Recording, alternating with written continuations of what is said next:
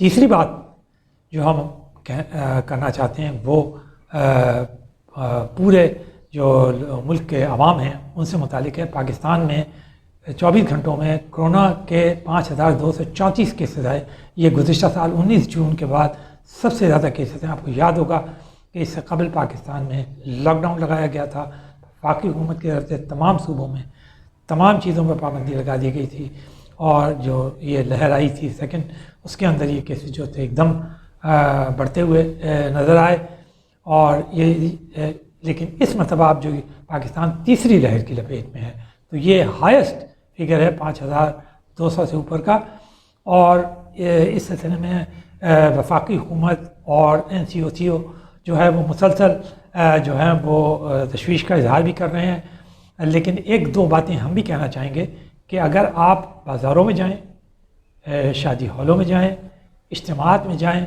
اور بھیڑ بھاڑ کی جگہوں پہ جائیں، اور اگر ٹریفک کا رش وغیرہ دکھیں تو آپ کو یہ محسوس ہوگا کہ کسی ایک بھی SOP پر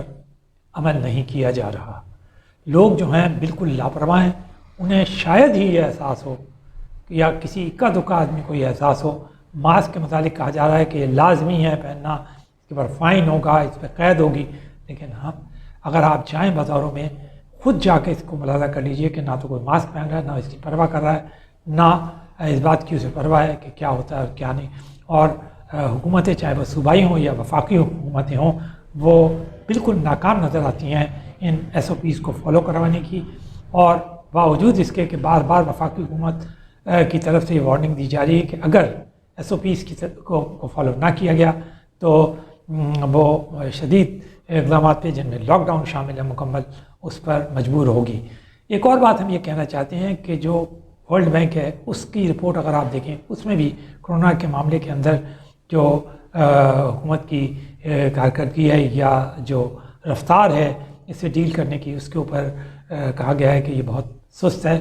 فافن جو کہ ایک خود مختار ادارہ ہے جو مانیٹر کرتا ہے اس قسم کے معاملات کو، اس نے تو ایک بڑی تقریب دہ فگر دی ہے کہ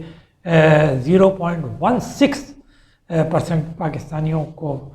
ویکسینیشن کی گئی ہے۔ تو آپ اندازہ لگا سکتے ہیں کہ یہ تو ایک بھی نہیں ہے، ایک سے بھی بہت کم تعداد کے اندر ویکسینیشن ہو رہی ہے۔ پھر ویکسینیشن کے اوپر بھی بہت مختلف قسم کے تنازعات آئے۔ چینی ویکسین جو ہے سائنوفارم، وہ لگائی جا رہی ہے، مفت کے اندر لگائی جا رہی ہے۔ پہلے وہ 70 سال سے اوپر کے، پھر 60 سال سے اوپر کے، اب کہا جا رہا ہے کہ 30 کے بعد 50 سال سے کے اوپر کے لوگوں کو رجسٹریشن کر کے لگایا جائے گا۔ لیکن کتنے لوگ لگا رہے ہیں یہ آپ کو اندازہ ہو سکتا ہے 0.016 کے فگر سے کہ اب کیا موٹیویشن ہے لوگوں میں لگانے کا۔ تو یہ جب کہا جاتا ہے کہ جب پاکستان 70% لوگوں کو ویکسینیشن لگا لے گا،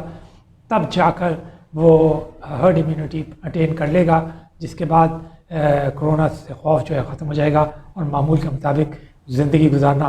ممکن ہو جائے گا۔ لیکن اس وقت بھی یہ ضروری ہوگا کہ جو سوشل ڈسٹینسنگ اور ماسک وغیرہ ہے اس کے اوپر عمل پیرا رہا جائے، کیونکہ مختلف قسم کے ویریئنٹ جو ہیں وہ سامنے آ رہے ہیں۔ یہ ہم نہیں کہہ رہے، وفاقی حکومت نہیں کہہ رہی، صوبائی حکومتیں نہیں کہہ رہی ہیں، صرف وزیر صحت نہیں کہہ رہے ہیں،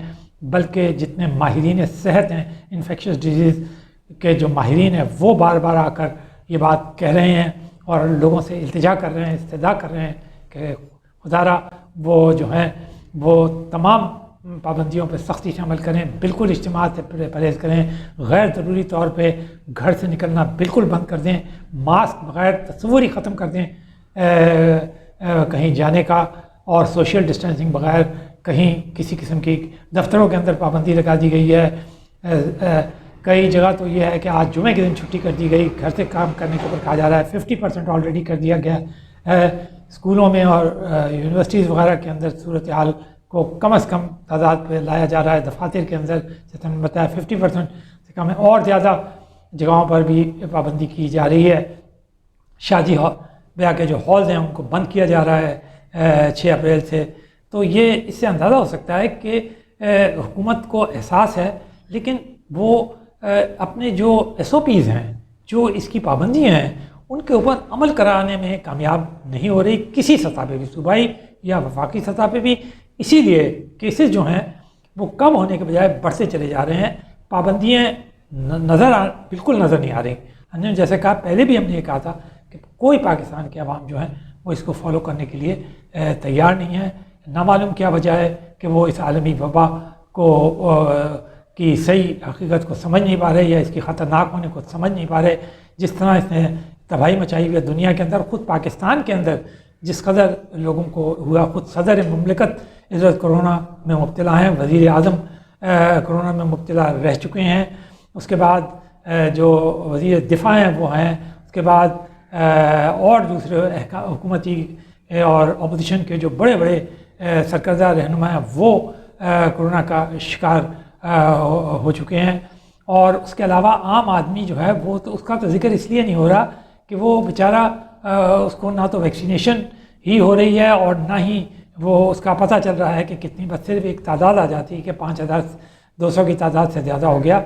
تو لوگوں کو یہ بات کا بے تحاشا اور بالکل صاف احساس ہونا چاہیے کہ یہ ایشو جو ہے بہت ہی سیریس. ہم ایک اور بات بتاتے چلیں، پاکستان کو برطانیہ نے بنگلہ دیش اور ایک دو ملکوں سمیت ریڈ لسٹ کے اندر ڈال دیا ہے پاکستانی سفری پابندیوں کے معاملے کے اندر. تو اب وہاں جو لوگ جائیں گے 9 اپریل کے بعد انہیں ان کے اوپر جس قسم کی سختیاں کی جائیں گی، انہیں ہوٹل میں رہنا پڑے گا، وہ بھی